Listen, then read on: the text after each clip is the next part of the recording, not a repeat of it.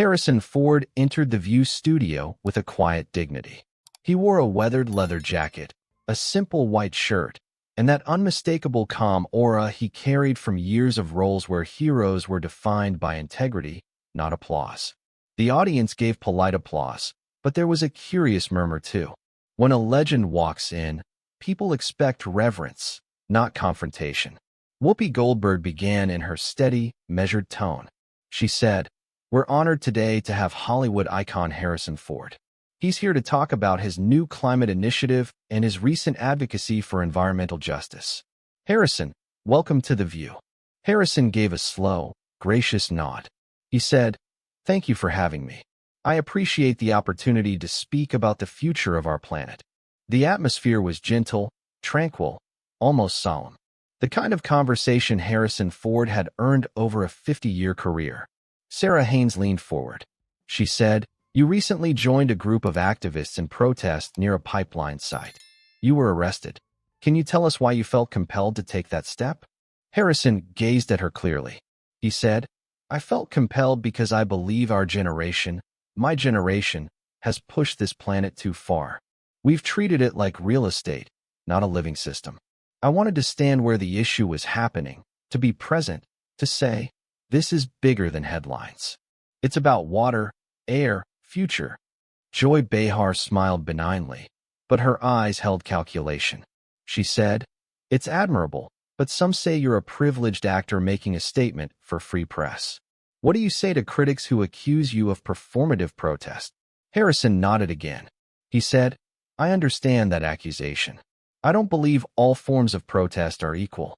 But I also know that people don't always listen unless there's someone willing to put their body on the line. And if it matters enough, it's worth the risk."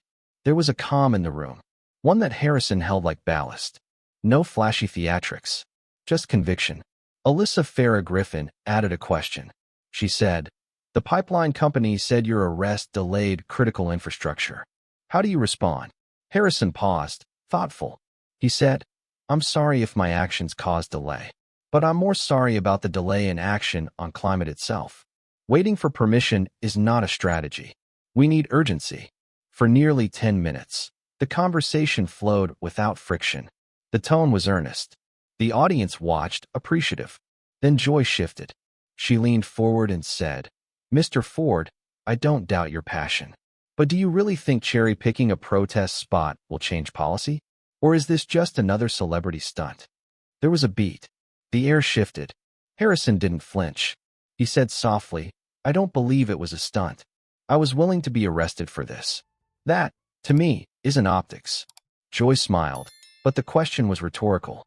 She said, "But it's still controlled, right? You chose your target. You chose your timing. That's not real sacrifice." Harrison's gaze was unwavering. He said, "Sacrifice isn't a contest. I'm there because someone needs to be. Someone with name recognition that can shine light. History shows us protest becomes effective when people show up.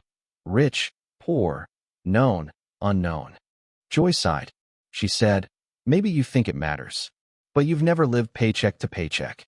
You've never had to choose between groceries and heat. I don't think you get that." The studio went silent. This was not as polite. This was something else entirely. Harrison sat up straighter. He said, "I respect that I don't know every hardship. I'm 81. I've had successive careers. I've had doors open for me that stayed closed for others. I'm trying to use what privilege I have to amplify voices who've been silenced." Joy leaned further in. She said, "So your arrest was just a spotlight, a feel-good moment. But the real work, the long slog, continues. And you'd rather talk about your hands getting cuffed than what happens after."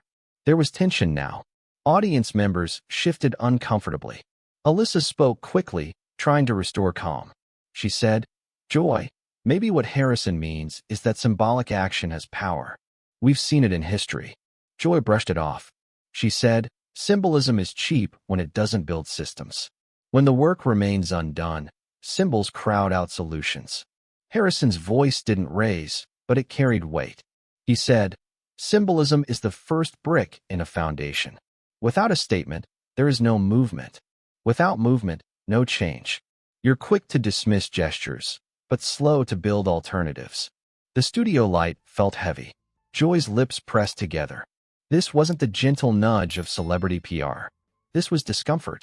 A thought ran through the minds of those watching.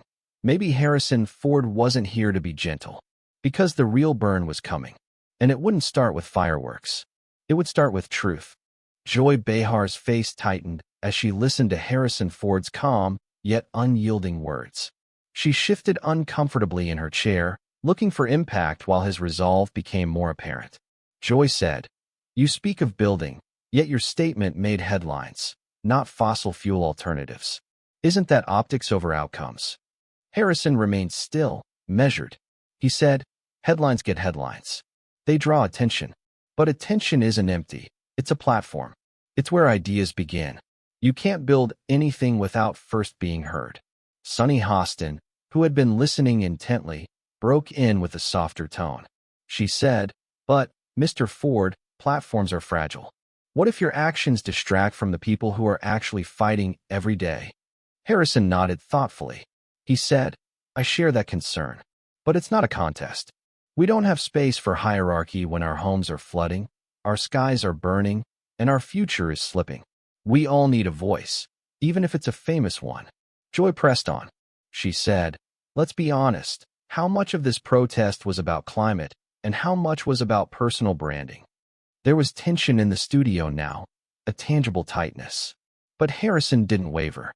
His voice stayed even, low, deliberate. He said, "Ask any young activist if they wish I wasn't there, if they think I stole thunder. Their answer won't be that. They want momentum, not permission.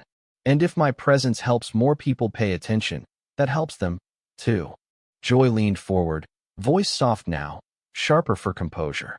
She said, "But there's also accountability. People say you do this a few days, you get praised, then you go back to comfort. Does that serve the cause?" Harrison met her gaze calmly. He said, "Accountability isn't a badge, it's a practice. I'm not above scrutiny. I'm not the only one accountable. Everyone in power, including this show, should ask the hard questions. But dismissing the effort because you think it's short-lived does a disservice." Joy swallowed.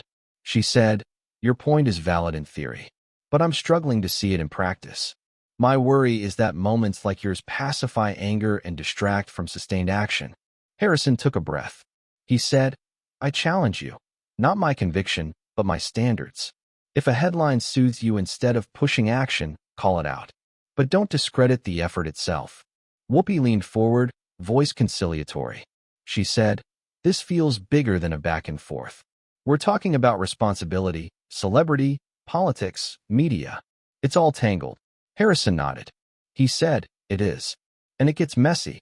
But chaos doesn't nullify the need for clarity, especially on climate, where confusion has become a strategy of inaction." Joy's tone softened. She said, "Okay, I see your point. But some people feel provoked, not equipped. Does that conversation exist too?" Harrison's answer was calm, but edged with emotion. He said, "Yes, it must. Equipping comes next. But first we must stop pretending that silence saves. It doesn't." The audience remained silent, drawn in by his sincerity. Joy sighed quietly. She said, "We've had folks here, experts, students, your climate group. They're doing the work you talk about." Harrison's voice didn't waver. He said, "Great. So let's support them. Let's amplify them. And let's expect results. Want to walk out of this studio with action, not applause." Joy paused. She said, "Are you asking us?" Harrison gave a slight nod. He said, "I am." The studio quieted. That moment hung longer than anything said before. Joy Behar looked at the other hosts, took a breath, then said softly, "So what do we do?" Harrison leaned in, earnest.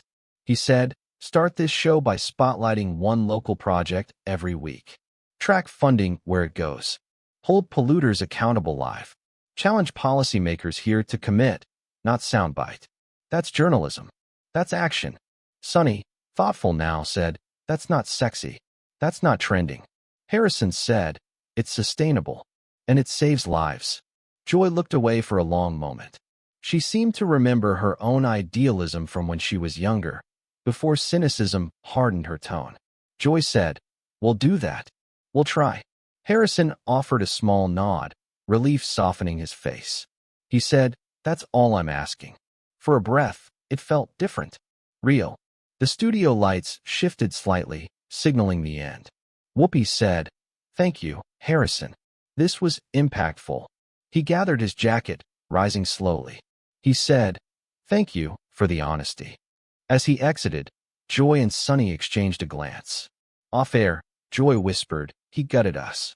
Sunny said, "He reminded us who we are." Harrison walked past them toward the exit. They watched as he disappeared, and the studio fell quiet. But something had changed. The walkout wasn't dramatic. It was dignified. It wasn't loud. It was lasting. Sometimes that speaks louder than the words we expect.